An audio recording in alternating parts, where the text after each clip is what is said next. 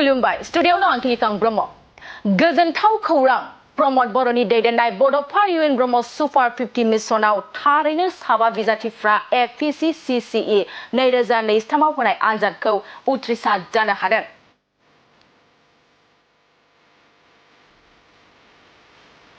थिग बेबादिनो फामि मुसाहारियाबो चिरां जिल्लानिफ्राय उथ्रिसार जानो हादों। 2023 एपीसी आनजाद होनायखौ साबा बिजाथिफ्रा बड'फा सुपार 50 प्रमद बर'नि दैदेननाय इउएन ब्रह्म मिशननिफ्राय उथ्रिसार जानो हादों।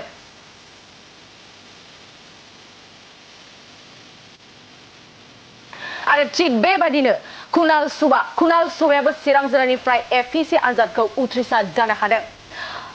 लब कुमार हाजरिकायाबो उदालगुरि जिल्लानिफ्राय एपीसी आनजादखौ उथ्रिसार जानो हादों।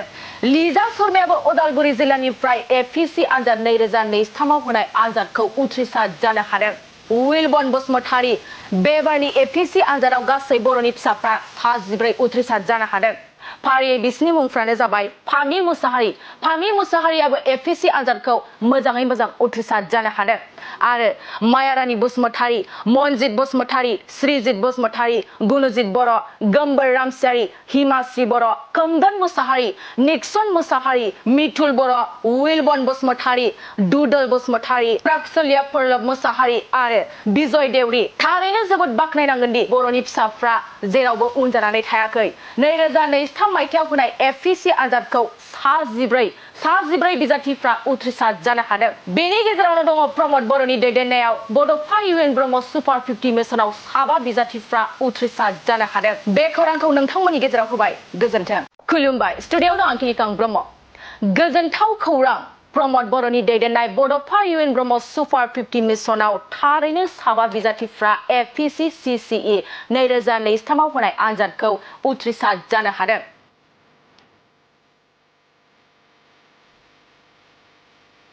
थिग बेबादिनो फामि मुसाहारियाबो चिरां जिल्लानिफ्राय उथ्रिसार जानो हादों। 2023 एपीसी आनजाद होनायखौ साबा बिजाथिफ्रा बड'फा सुपार 50 प्रमद बर'नि दैदेननाय इउएन ब्रह्म मिशननिफ्राय उथ्रिसार जानो हादों।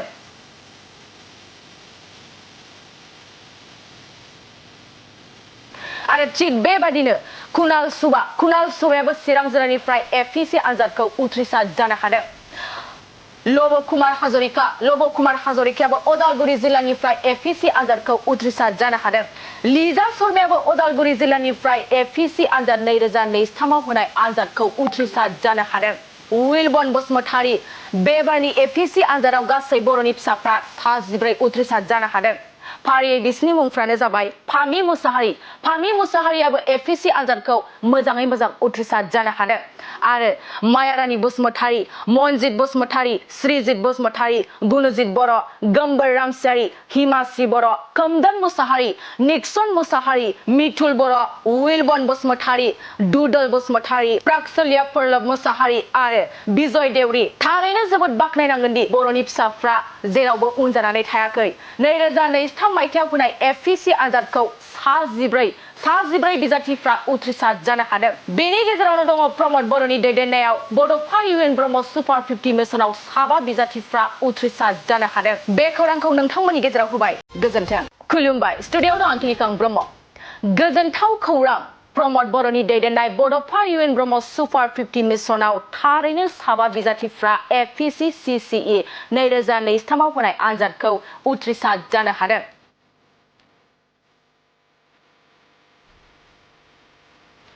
थिग बेबादिनो फामि मुसाहारियाबो चिरां जिल्लानिफ्राय उथ्रिसार जानो हादों। 2023 एपीसी आनजाद होनायखौ साबा बिजाथिफ्रा बड'फा सुपार 50 प्रमद बर'नि दैदेननाय इउएन ब्रह्म मिशननिफ्राय उथ्रिसार जानो हादों।